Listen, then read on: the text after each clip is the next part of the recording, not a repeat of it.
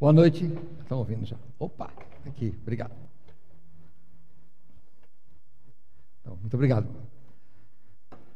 Vamos lá.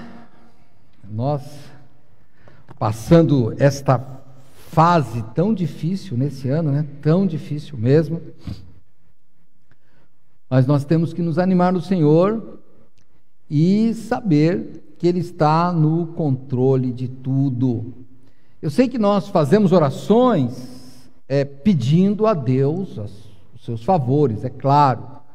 Nós oramos, por exemplo, durante alguns dias pelo pastor Moisés, mas o Senhor Deus decidiu por bem levá-lo. Outras pessoas também nós estávamos orando, algumas foram curadas e outras Deus levou. E hoje eu quero conversar com você sobre esse relógio, o relógio da vida, sobre o tempo que nós temos de vida. E às vezes nós queremos que o Senhor nos dê um outro relógio, mas talvez não seja uma decisão tão sábia. Vamos olhar hoje quando Deus altera um relógio durante a história, na vida do rei Ezequias. Você vai lembrar quando eu ler, você que tem familiaridade com a Bíblia, e você que não tem, vai aprender algo hoje. Vamos lá para o segundo livro de Reis, capítulo 20. Lá no Antigo Testamento, o segundo livro dos Reis, capítulo 20. Eu vou ler aqui os 11 primeiros versículos, para você saber o que está acontecendo neste momento da vida do povo de Israel. Diz assim: naqueles dias adoeceu Ezequias mortalmente, e o profeta Isaías, filho de Amós, veio a ele e lhe disse: assim diz o Senhor, põe em ordem a tua casa, porque morrerás e não viverás. Então virou o rosto para a parede e orou ao Senhor, dizendo: suplico-te, lembrar de que andei diante de ti em verdade, com o coração perfeito, fiz o que era bom aos teus olhos. E chorou Ezequias muitíssimo.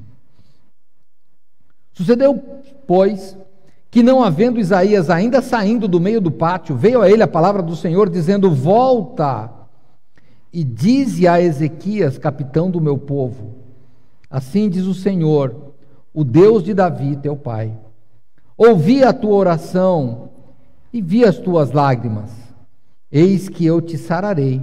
Ao terceiro dia subirás à casa do Senhor, e acrescentarei aos teus dias 15 anos, e das mãos do rei da Assíria te livrarei, a ti e a esta cidade. E ampararei esta cidade por amor de mim, por amor de Davi, meu servo. Disse mais Isaías: tomai uma pasta de figos. E a tomaram, e a puseram sobre a chaga, e ele sarou. E Ezequias disse a Isaías: qual é o sinal de que o Senhor me sarará, e de que ao terceiro dia subirei à casa do Senhor? Disse Isaías: isto te será sinal da parte do Senhor, de que o Senhor cumprirá a palavra que disse: adiantar-se-á a sombra 10 graus, ou voltará 10 graus atrás. Então disse Ezequias: é fácil que a sombra decline 10 graus, não seja assim, mas volte a sombra 10 graus atrás. Então o profeta Isaías clamou ao Senhor e fez voltar a sombra 10 degraus atrás, pelos graus que tinha declinado no relógio de sol de Acaz. Até aqui. Nós vamos orar mais uma vez. Eu vou pedir ao irmão Will. Irmão Will, você pode ir ali e orar para nós, por favor, meu irmão?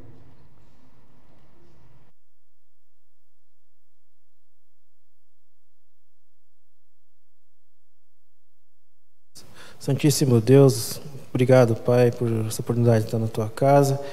Te agradecemos por tudo que vem acontecendo conosco. Te louvamos pelas bênçãos. Te pedimos pela mensagem de agora que o pastor Viana vai nos trazer, que a sua palavra possa entrar nas casas, nos corações das pessoas que ainda não te conhecem, que ainda não entregaram a sua vida a Cristo, e que hoje possa ser esse momento, Pai. Te agradecemos por tudo, te louvamos, em nome de Jesus. Amém. Amém. Obrigado.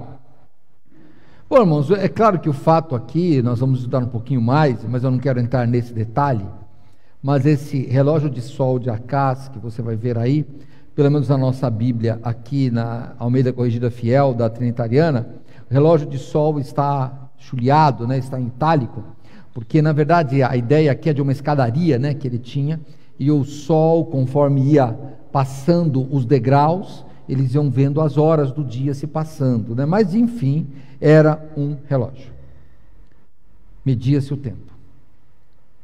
Pensando em Ezequias, na oração dele, Ezequias foi um bom rei, sabia? Ele foi um bom rei mesmo.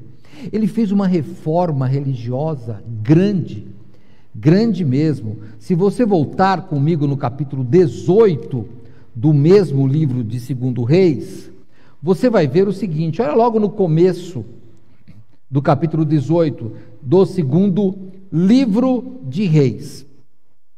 E sucedeu que no 3º ano de Oséias, filho de Elá, rei de Israel, começou a reinar Ezequias, filho de Acás, rei de Judá. Tinha 25 anos de idade quando começou a reinar, e 29 anos reinou em Jerusalém, e era o nome de sua mãe Abi, filha de Zacarias, e fez o que era reto aos olhos do Senhor, conforme tudo o que fizera Davi seu pai. Ele tirou os altos, quebrou as estátuas, deitou abaixo os bosques, e fez em pedaço a serpente de metal que Moisés fizera, porquanto até aquele dia os filhos de Israel lhe queimavam incenso, e lhe chamavam Neustã. No Senhor Deus de Israel confiou, de maneira que depois dele não houve quem fosse semelhante entre todos os reis de Judá, nem entre os que foram antes dele, porque se achegou ao Senhor, não se apartou dele, guardou os mandamentos que o Senhor tinha dado a Moisés. Então, você nota que a própria Bíblia relata que ele foi um rei fiel, guardou os mandamentos. Essa estátua aqui, Neustã, que é a estátua de cobre, né? Era uma serpente. Lembra lá no deserto, quando o povo de Israel foi picado por serpentes? Então, Deus falou para Moisés, faz uma serpente de cobre, né, de metal, e você levanta essa serpente, e todos os que olharem para essa serpente ficarão curados, né? Jesus Cristo lembra dessa serpente lá no Novo Testamento, quando ele diz, assim como a serpente foi levantada no deserto, importa que o Filho do Homem seja levantado também, trazendo a salvação, né? Que já era como que ele ia ser morto numa cruz, já era isso o que estava definido. Mas o que o povo fez? O povo idolatrou aquela serpente. O povo, ao invés de olhar para Deus, ele achava que aquela serpente é que tinha poder. Ezequias sabiamente sabia disso, né? Percebeu isso e quebrou, desfez a serpente, desfez tudo, tá certo? Era isso que era para fazer mesmo. Então, para você ter uma ideia, ele era um bom rei. E você notou que ali, quando nós lemos, diz no 3º ano de Oséias. Vamos lembrar aqui, eu preciso de colocar você na história, tinha o reino do norte e o reino do sul. O reino do sul estava reinando Ezequias. O reino do norte estava reinando Oséias, né? Não o profeta, Oséias, o rei. E é nessa época que a Assíria simplesmente acaba com o reino do norte. Se você, no capítulo 18 ainda, vamos entrar aqui, né? No contexto, tá? Ainda no capítulo 18, verso 9 de 2 Reis, você vai ver aqui o seguinte, olha, 2 Reis 18, 9, e sucedeu que no 4º ano do rei Ezequias, que era o 7º ano do rei Oséias, lá, filho de Elá, rei de Israel, que Salmaneser, rei da Assíria, subiu contra Samaria e a cercou. E a tomaram ao fim de 3 anos. E no 6º ano de Ezequias, que era o 9º de Oséias, rei de Israel, quando tomaram Samaria. Então, Samaria estava ali acabada pela Síria. E qual era a razão disso? Ainda continuando aqui, hein? No verso 11 do mesmo capítulo, continua aí. E o rei da Síria transportou a Israel para a Assíria e o fez levar a Ala e a Abor junto ao rio Gozã e às cidades dos Medos, porquanto não obedeceram à voz do Senhor seu Deus, antes transgrediram a sua aliança e tudo quanto Moisés, servo do Senhor, tinha ordenado, nem o ouviram, nem o fizeram. Então, dá uma olhada, o Reino do Norte criou essa apostasia. Vamos lembrar que o que determinava como o povo deveria andar era a lei de Moisés, e no contraste aqui, Oséias, o rei Oséias, lá do Reino do Norte, não queria nem saber, o povo lá estava na idolatria. A Síria vem e era um rolo compressor, ela destruiu, levou todo mundo embora, acabou com a Samaria, com o Reino do Norte. E o Reino do Sul, Ezequias fez ao contrário. Ezequias, o que ele fez? Ele falou, não, nós vamos aqui, é o seguinte, nós vamos voltar para a lei de Moisés aqui. Então, enquanto um rei fazia coisa ruim, o outro fazia as coisas boas. Só que o perigo estava perto. Nós temos que pensar que a nossa tendência é menosprezar o perigo de longe. Desde março, nós estamos nessa pandemia aqui. Muitos de nós menosprezamos, desprezamos, não é com a gente. Até que o casal ali, o Wesley e a Rita, falaram, nós estamos com Covid. Eu falei, não, peraí, opa, calma. Até que a Renata falou, é a esposa do Will que orou com Covid. Até que, e nós fomos ainda menosprezando, até que no mês passado, o Carlos, nosso grande irmão e amigo lá, de Jardim São Norberto, vinha a falecer. Nessa madrugada vinha a falecer o pastor Moisés, e daí fica perto. E nós começamos a ficar com medo. Mas eu queria dizer para você que mesmo o perigo longe, ele nos atinge. Na Segunda Guerra Mundial, foram lançadas 2 bombas atômicas ali no Japão. Se você for procurar história e como funciona, você vai ver que essas bombas, elas não caem no chão. Quando falta 500 metros, meio quilômetro para elas caírem no chão, elas já explodem. E elas atingiram quase 7, a média foi de 7 quilômetros ao redor. Sabe o que quer dizer isso? Que se a bomba caísse aqui em Vila São José, o autódromo lá de Interlagos estaria destruído. E mais para frente ainda, porque daqui até lá não deve ter 4 quilômetros.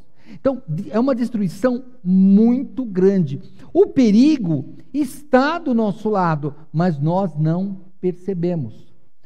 Falando sobre a nossa vida espiritual, é a mesma coisa. Não vamos esquecer que o apóstolo Pedro diz onde que Satanás está. Não diz, olha, Satanás está lá no inferno, tomando conta das almas lá, com um tridente e um chifrinho. Não, ele não fala assim, Vamos lá, eu vou voltar para 2 Reis aqui, mas eu vou dar um pulo lá na primeira carta de Pedro, lá no finzinho da Bíblia, a primeira carta de Pedro, no capítulo 5. Estou lá, depois de Hebreus, tá? Depois de Tiago. Primeira carta de Pedro, capítulo 5, verso 8, diz assim, sede sóbrios, vigiai, porque o diabo, vosso adversário, anda em derredor, bramando como um leão, buscando a quem possa tragar. Então, você tem que sempre pensar que o perigo está perto. Sempre está perto. Perigo físico e perigo espiritual. É difícil a gente usar máscara. Eu sei que nós temos fé. Recentemente alguém me disse, eu tenho fé em Deus. Eu falei, eu também. Mas sabe de uma coisa? Eu tranco a minha porta à noite, mesmo confiando em Deus. Sabe quando eu desço do carro? Eu tranco. E tem até alarme no meu carro. Puxa! E eu confio em Deus. Quando eu estou doente, eu vou no médico. e eu confio em Deus. Então, confiar em Deus não pode ser motivo para nós sermos imprudentes, de forma nenhuma, tanto na vida material como na vida espiritual. Como eu disse de manhã com respeito à oração, irmão, você pode estar trabalhando em casa, sei lá, pode estar evitando todos os contatos, não tem problema, e faz bem, não tem. Só que se você não cuidar da vida espiritual, vai perecer do mesmo jeito. Do mesmo jeito. Não adianta. O diabo não pega vírus. Ele está ao nosso redor, ele está querendo nos pegar. E a hora que nós baixarmos a guarda, ele vai atacar a gente. Esses dias, olha, eu não gosto muito de assistir lutas, né? Mas meus filhos praticam, né? Então de vez em quando eles estão lá, vamos assistir. E sabe o que eu noto? Aí vocês que lutam em MMA, jiu-jitsu, aí me dizem. O que eu, telespectador que não entendo, nunca lutei isso, fico notando. Eles estão olhando um no olho do outro, já notaram? Eles não olham nada, eles ficam olhando um para o olho do outro.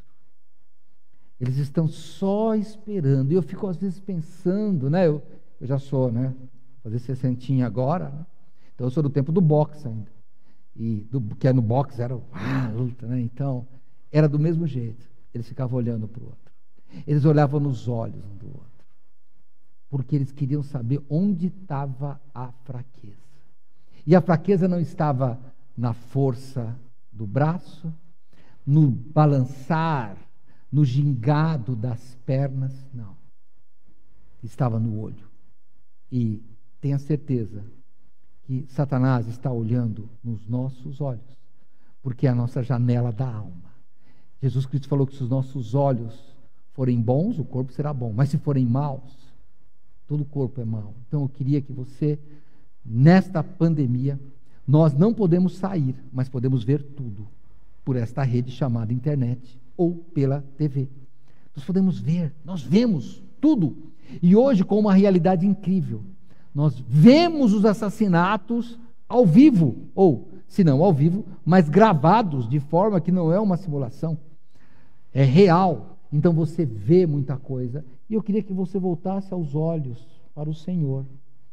Enquanto Oséias, no reino do norte, estava preocupado em defender da Síria, no reino do sul, Ezequias estava com os olhos voltados para Deus.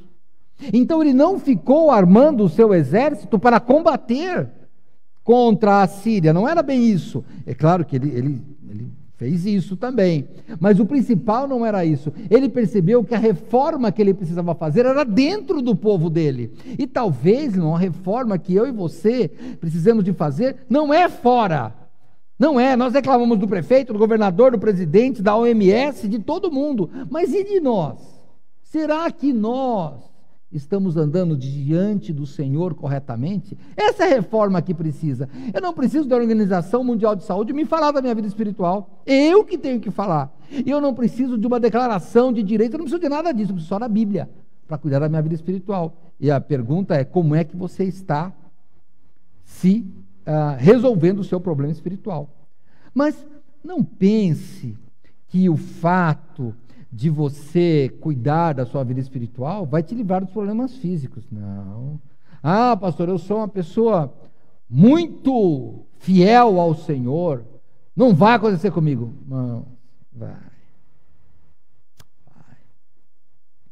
Nós não podemos julgar os irmãos em Cristo que morreram, mas aqueles que nós conhecíamos aparentavam ser servos fiéis. Morreram. Os irmãos que pegaram a Covid e sofreram não são piores do que nós. Não. O mundo físico acontece de igual modo para todos. Para todos. Então, o que aconteceu com o reino de Israel? Voltando para o texto. Como eu disse, a Assíria vinha como um rolo compressor. Ela vinha acabando com as cidades e com esta política de pegar os povos, levar para o lugar, acabar com o lugar, misturar os povos. Eles eram muito hábeis nisso. E pensa que Ezequias, olhando para o Senhor, tudo certinho, livrou da Síria? Não, não foi bem assim. Volta lá para 2 Reis comigo. Volta lá, eu até deixei marcadinho aqui, ó. 2 Reis, Nós estamos no 19, né? No 18. Ah, não, no 19 mesmo. Não, vou lá, vamos para o 19 agora, perdão. Nós estávamos lendo no 18, agora você vai no 19, para chegar lá no 20, hein? Olha no 19, versos 1 e 2. E aconteceu que, tendo Ezequias ouvindo isto, rasgou as suas vestes, se cobriu de saco, entrou na casa do Senhor. Então enviou a Eliaquim, o mordomo, e Sebna, o escrivão, e os anciãos dos sacerdotes, cobertos de sacos, ao profeta Isaías, filho de Amós. Então, quando a Síria veio, ela acabou com o Reino do Norte, e ela cercou o Reino do Sul, e eles até tiveram que pagar uns tributos, eles estavam cercados também. Então, a Síria chegou e ameaçou, falou: vou destruir vocês, e nada me segura, e realmente não segurava. Para você ter uma ideia como é que você se sente, a gente usa máscara, passa álcool, mas a gente está com medo desse negócio. A gente está com medo. Pastor, eu oro de manhã, de tarde, de noite, eu sei, mas está com medo, porque quando pega, mata. Alguns não, e outros sim, e não tem critério de espiritualidade, não tem critério nem de idade. Tem velhinho aí com 90 anos saindo vivo, e tem pessoas com 40, 30 e até menos morrendo. Então, é o medo da gente. Ezequias, ele viu que ele não tinha escapatória, estava cercado pela Síria. O que ele faz? Ele não tinha muito como fazer, porque nesta época, quem estava em crescimento, e até depois vem a dominar, era a Babilônia. Eles poderiam enfrentar a Assíria, mas a Babilônia não era aliada de Judá ou do Reino do Sul. E a Síria vinha, a Síria cerca, sitia a Jerusalém. Então, o que Ezequias faz? Ele vai procurar o profeta. Ele vai e clama ao Senhor. É isso que ele faz. Irmãos, estou comparando esta fase da vida de Israel, onde vê a destruição, com nós, brasileiros, vendo a destruição. Em março, nós começamos a ver a Europa sendo devastada, cidades praticamente acabando, e nós tranquilos. Não, de vez em quando, estão exagerando. E agora, irmãos, estamos sofrendo. 1.000 mortes por dia, aí o negócio está ficando feio, e está aumentando.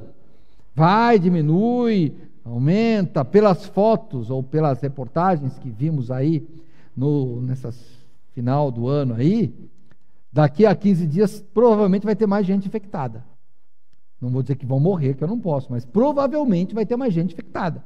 Porque se nós estamos aqui num templo, não tem 10 pessoas aqui, mas eu estou vendo lugares que tinha 1.500 pessoas no salão. Então é claro que isso é propagar mais, eu sei, é o que vai acontecer. O que você vai fazer, além de tomar cuidado? Você vai fazer o que Ezequias fez. Você vai clamar ao Senhor. Porque uma coisa é certa, o Senhor tem a saída. Nós não podemos duvidar do poder de Deus. Sabe, se você acha que, pastor, não adianta eu orar. Se você acha que tem feito tudo, usado máscara tal, e acha que isso é suficiente. Se você acha que Deus é muito ocupado ou que Ele não pode mudar o rumo da história, você está muito enganado. E daí você tem que começar com uma outra oração. Quando você decai na sua fé, sabe aqueles momentos que você não acredita em nada? Irmãos, eu sei como é, eu sou um ser humano como vocês. Às vezes o problema é tão grande que não dá vontade de orar. Eu sei que é ruim a gente confessar isso, mas na minha vida é uma verdade. Tem hora que não dá vontade de orar. Parece que as nossas palavras vão cair no chão. Então o que nós temos que fazer? Quando nós oramos e parece que as palavras caem no chão, nós temos que pedir a Deus que ajude a nossa incredulidade. Lembra daquele episódio no Novo Testamento, onde um homem tinha um filho endemoniado. Então ele leva para os discípulos, não fazem nada, e aquele homem estava desacreditado de tudo. E é muito ruim quando você desacredita tudo.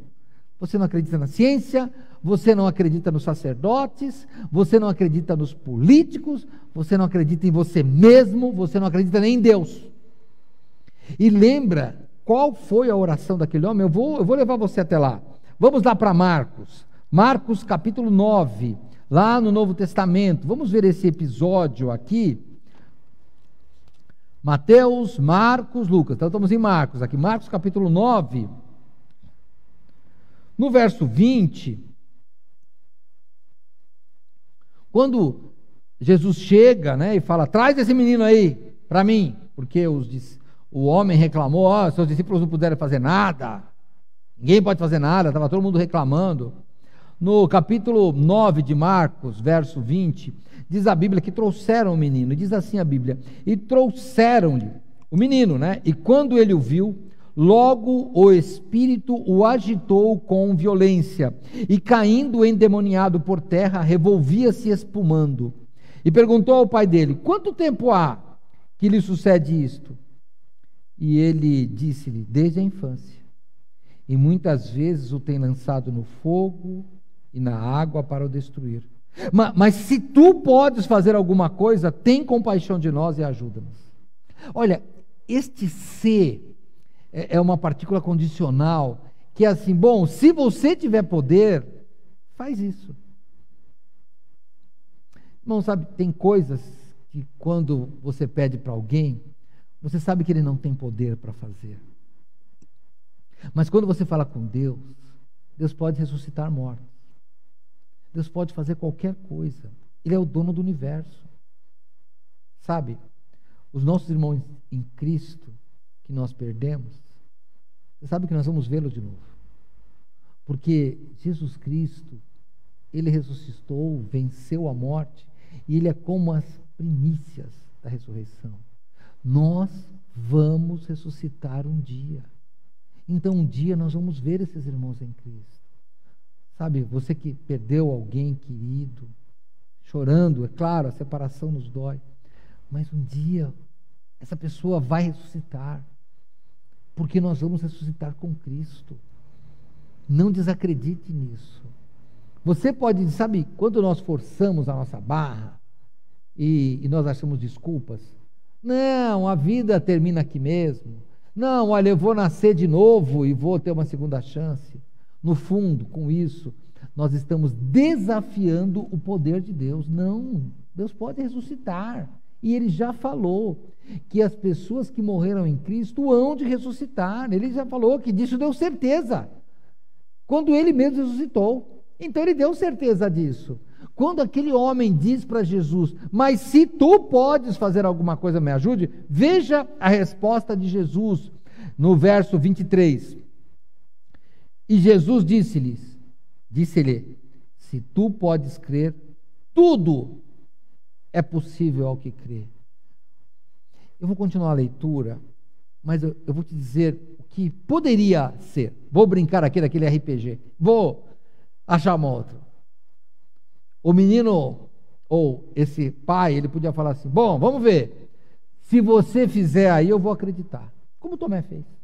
Ele podia falar isso. Já pensou? Você já voltou nesse parágrafo? Você que conhece aí a Bíblia, já falou nesse parágrafo aqui, já falou assim: e se esse homem aqui falar assim: olha, ressuscita, que daí eu acredito. Foi isso que disseram para o Senhor Jesus na cruz. Se você é Deus, desce. Salva você mesmo. E me salva também. Eu quero ver primeiro. Depois eu creio. Lembra de um ladrão dizendo isso para ele? Mas lembra do outro? O outro diz: eu estou aqui porque eu mereço. Eu estou aqui porque eu mereço.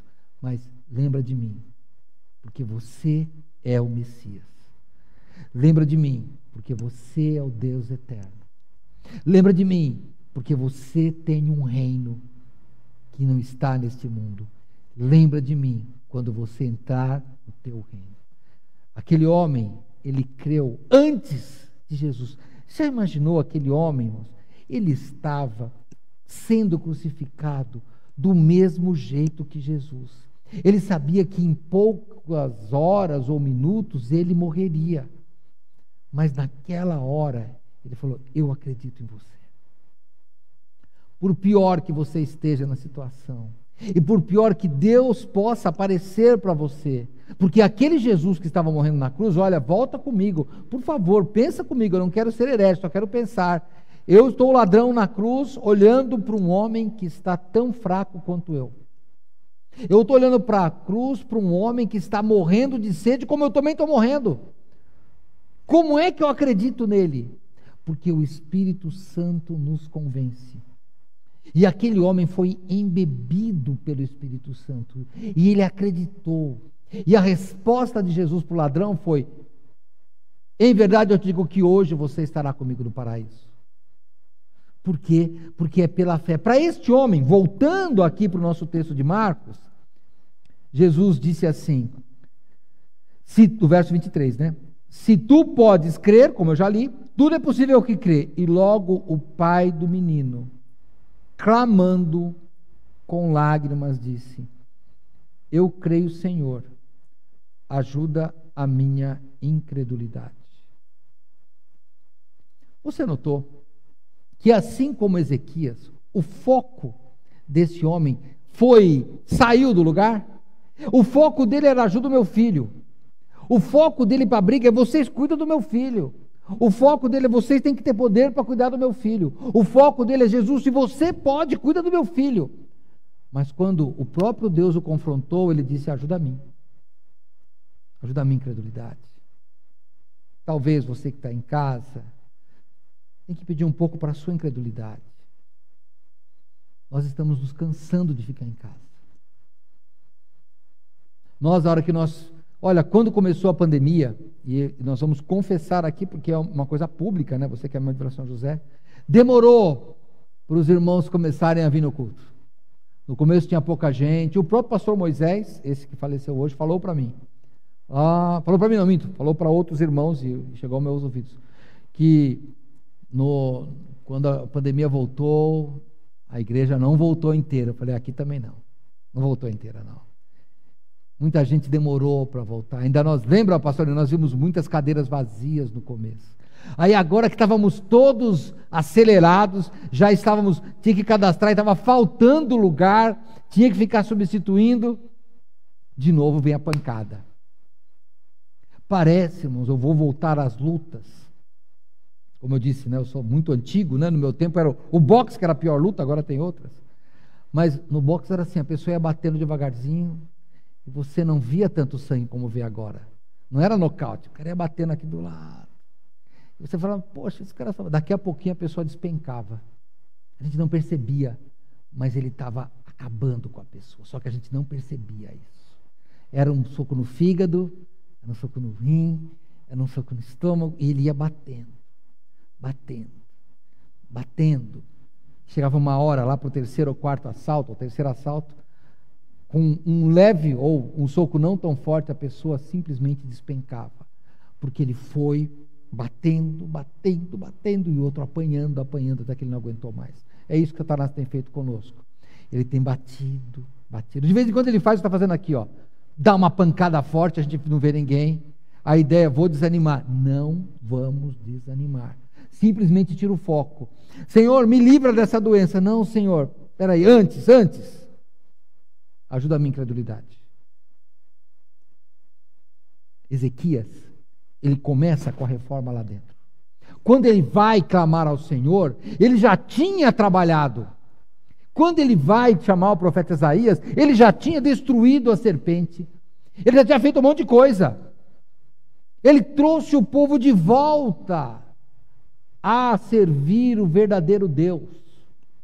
Então, primeiro ele tratou da credulidade, para depois ir para o inimigo externo. Aquele homem, quando ele percebeu que o problema não estava nos discípulos, o problema não estava no filho, porque Jesus falou: tudo é possível ao que crê. Então era possível a ele, então o problema era ele, era isso que ele pensou. Será que você não tem que pensar nisso? Será que o problema não está aí dentro? Será que o problema não é olhar para a minha incredulidade? Então eu vou te convidar que nesta noite você vá para o seu quarto ou para um lugar quieto, eu não sei onde é, que você possa pedir a Deus: Senhor, me anima, Senhor, me ajuda a minha incredulidade. Senhor, ajuda o meu desânimo. Eu quero animar novamente, Senhor. Clame ao Senhor por qualquer coisa que está acabando. Se é o seu casamento, ao invés de pedir para sua esposa, para o seu marido, peça para você aumentar o seu amor. Se você está desanimado com a situação, que não tem emprego, que não tem dinheiro, não, peça para Deus te dar sabedoria para você ir atrás das coisas. Pense nisso, meu irmão. Pense que aquele ladrão na cruz, o pai deste menino e o próprio Ezequias sabiam que o problema estava dentro dele. Então, Ezequias vai até o Senhor e ele simplesmente chora diante do Senhor. E o que acontece? Volta para o nosso texto lá de 2 Reis, por favor. Nós já passamos pelo capítulo 18, en passant, pelo 19, agora vamos para o 20, que é onde a gente vai começar a mensagem. Eu já coloquei vocês, mas você que é membro de Vila São José, nessas 2 décadas e pouco aí de pastorado já sabe, né? A minha mensagem geralmente é curta. É que o contexto é que é comprido. É porque eu quero que você entre na história como assim eu entro. Eu entro na história e depois a gente vai ver a mensagem. Então, vamos lá. Olha que interessante. Aí vamos para a mensagem, que é simples, é pequena. Capítulo 20, verso 1. Naqueles dias adoeceu Ezequias mortalmente, e o profeta Isaías, filho de Amós, veio a ele e lhe disse: assim diz o Senhor, põe em ordem a tua casa, porque morrerás e não viverás. Interessante. A gente não vê Deus fazendo isso. Acho que é um caso único, eu não lembro de nenhum outro. Ele fala: ó, se prepara aí, hein, que vai morrer. Não é algo extraordinário. Mas, especificamente, talvez, mas Deus já deu vários avisos. Vários. Lembra a gripe H1N1? Há um tempo atrás? A gente olha, já estava aí anunciando. Há um ano e meio atrás, eu escutava já um determinado biólogo. Então perguntaram para ele: como que vai ser a Terceira Guerra Mundial? Sabe o que ele disse na época? Ele disse: talvez seja uma gripe.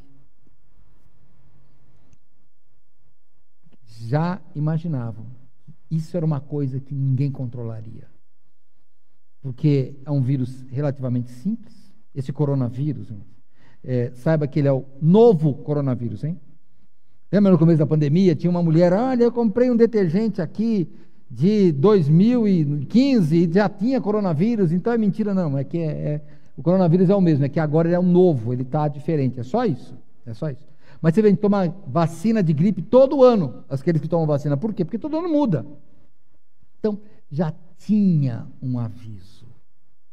Deus já tem nos avisado que nos últimos tempos as pessoas iam ser cruéis, e parece que cada vez estão mais cruéis. Que nos últimos tempos a ciência cresceria, e a ciência está crescendo. Só que ela não dá resposta.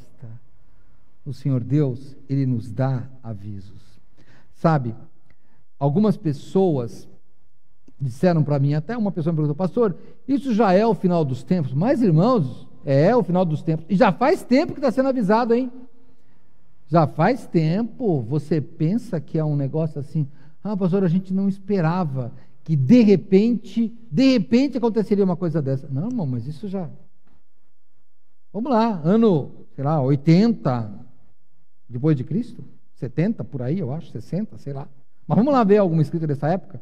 1 Tessalonicenses, vai lá comigo, 1 Tessalonicenses, primeira carta do apóstolo Paulo aos Tessalonicenses, no capítulo 5, verso 1, o apóstolo Paulo naquela época já disse assim: mas irmãos, acerca dos tempos e das estações, não necessitais de que se vos escreva, porque vós mesmos sabeis muito bem que o dia do Senhor virá como o ladrão da noite. Nós estamos estudando de quarta-feira aqui o profeta Ageu, que ele já fala: o dia do Senhor está perto. Então, como não tinha aviso? Tinha sim. Tinha aviso. Mas eu queria que você lembrasse, tem um texto que eu já preguei aqui há alguns anos atrás em Amós, quando ele diz: prepara-te para encontrar com o Senhor teu Deus. Lembra disso? Lembra? Vamos lá, Amós, hein? Volta lá comigo. Amós, capítulo 4.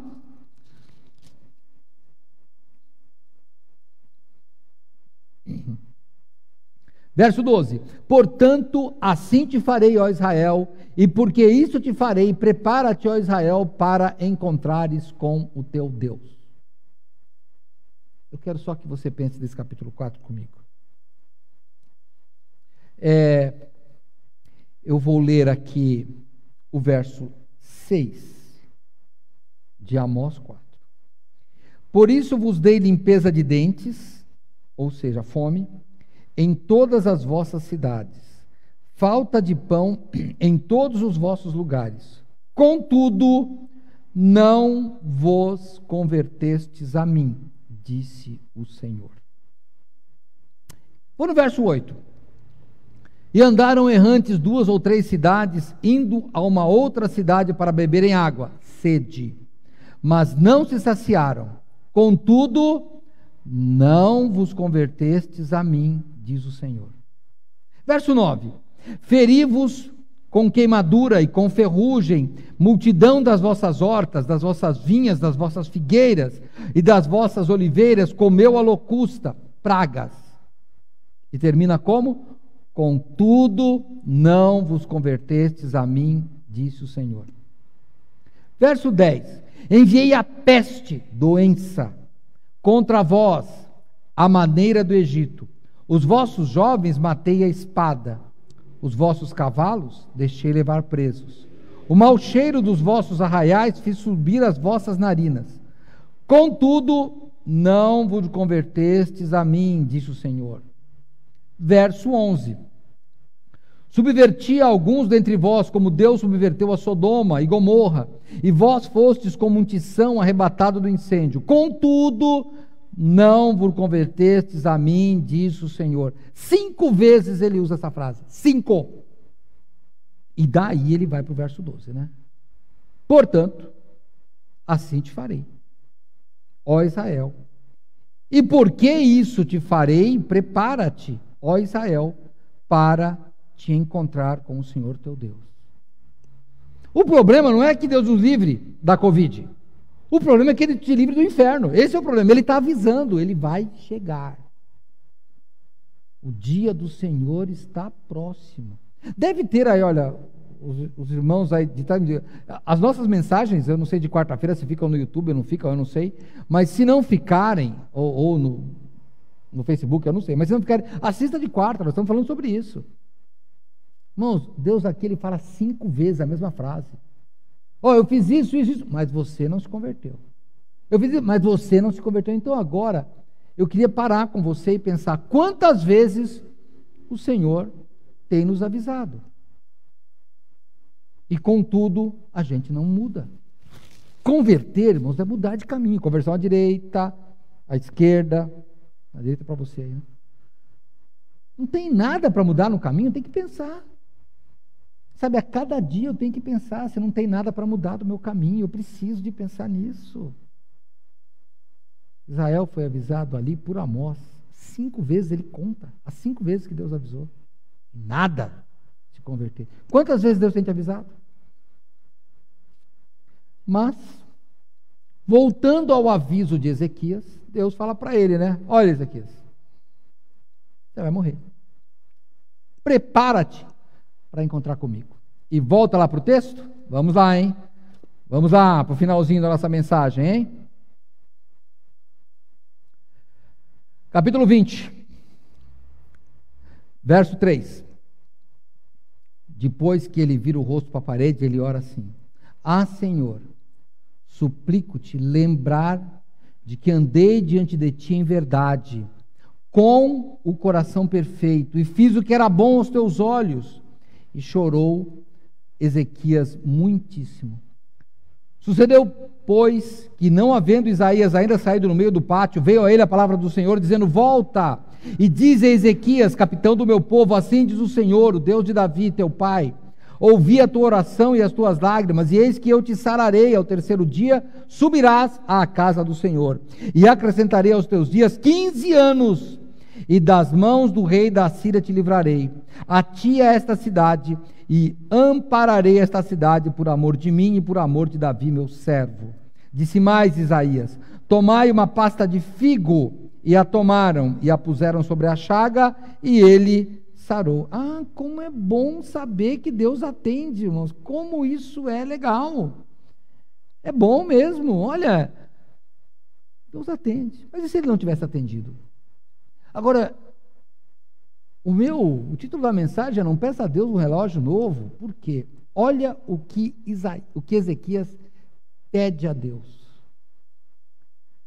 Verso 3, eu vou ler de novo. Ah, Senhor, suplico-lhe lembrar que andei diante de ti em verdade, com o coração perfeito, e fiz o que era bom aos teus olhos. E chorou Ezequias muitíssimo. Sabe que a oração desse homem é sincera? Sincera. Ele realmente foi um rei bom. Se você pegar em Isaías 38, eu não vou ler, hein?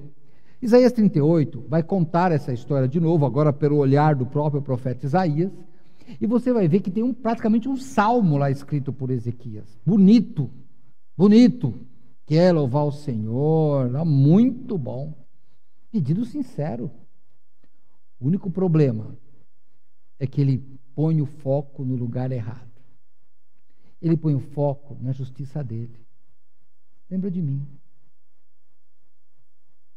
Nós aqui em Vila São José temos aprendido que nós somos servos inúteis. Fazemos tudo o que só devia fazer. Merecemos o inferno. Pela graça de Deus, Ele nos deu o céu. Mas Ezequias,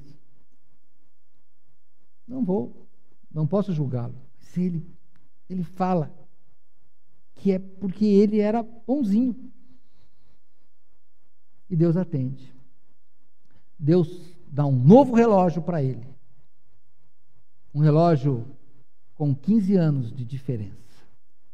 Você imaginou quando o profeta falou: olha lá para a escadaria, o relógio, vou imaginar que é uma escadaria.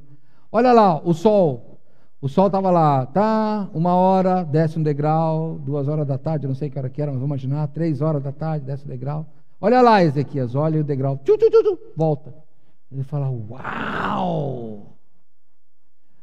O que você faria com 15 anos de vida sendo super-homem, hein? Não vai morrer de jeito nenhum. Não, coronavírus, pode deixar, eu entro, não vou morrer. Eu não vou morrer, fica tranquilo.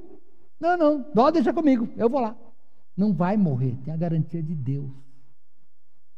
O que acontece com ele? Se você pegar depois, eu terminou a mensagem já, tá bom? Quando ele está recuperado, está bem, passou a pastinha de figo, tranquilo, 15 anos garantido, pegou o reloginho, agora sim, estou bem. Eis que vem os embaixadores. De quem? Da Babilônia. Um país que não era aliado assim de Israel, mas era um país forte. Um país que poderia ajudar Israel contra a Síria. Aliás, era o único, como eu disse, nós vamos ver que depois eles vencem a Síria. Sabe, quando você põe o foco para confiar em alguma coisa que não em Deus, você sempre vai se dar mal. Nós temos o costume de falar: a Bíblia diz que maldito o homem que confia no homem. A Bíblia ali naquele texto de Jeremias não está falando do homem amigo do homem, não é isso. Não é para não confiar no amigo, ali é porque Israel estava confiando no Egito, que ia livrá-lo da Babilônia, porque era a Síria, Babilônia e Egito, eram os poderosos lá.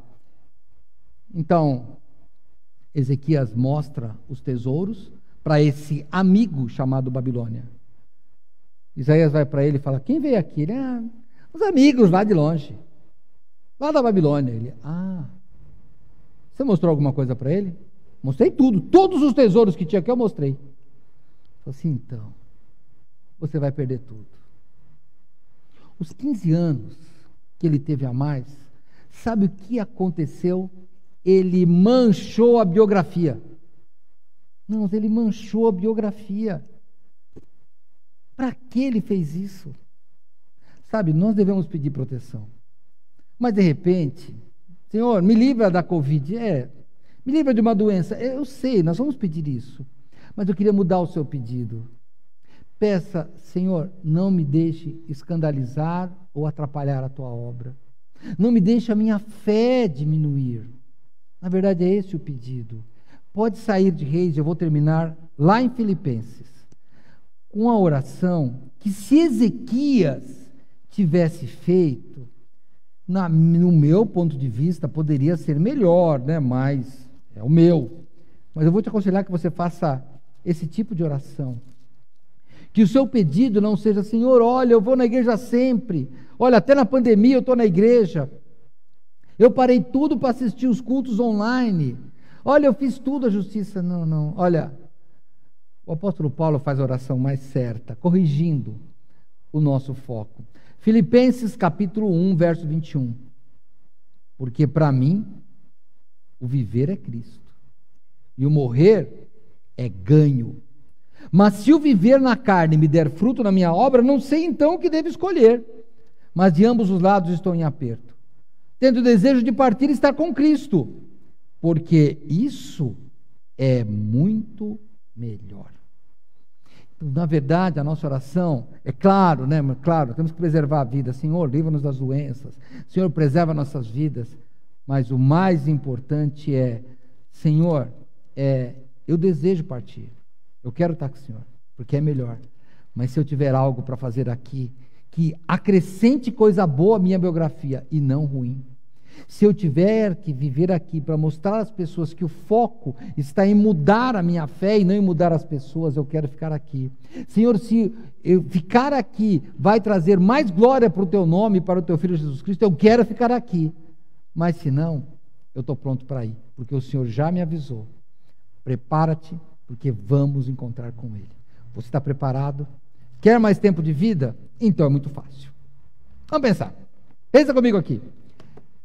Março, né? Desde março que nós estamos na pandemia, né? Ah, bom. Você não pegou o coronavírus, ou se pegou, já se livrou dele. Tá bom. Lembra que tem uma segunda onda, hein? Se você fizesse uma análise da sua vida na pandemia, você diria que a sua biografia espiritual melhorou ou piorou? Nessa pandemia, sua fé aumentou? Nessa pandemia, seu amor à palavra do Senhor aumentou? Nessa pandemia, você pôde testemunhar mais de Cristo? Se não, não peça a Deus que te leve.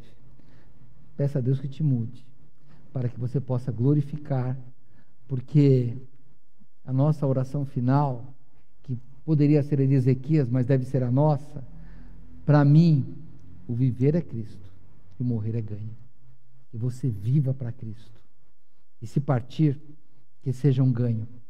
Porque as pessoas possam lembrar de você dizendo, combati o bom combate, acabei a carreira e guardei a fé. Que possa ser essa a sua vida. Pense nisso. Se você não tem Cristo, a sua biografia já está ruim. Você precisa de Cristo. Assim como o ladrão na cruz. Fez tudo errado. Tudo. Foi condenado e ele disse, justamente condenado. Pena de morte para mim é justa. Mas ele mudou a biografia no final.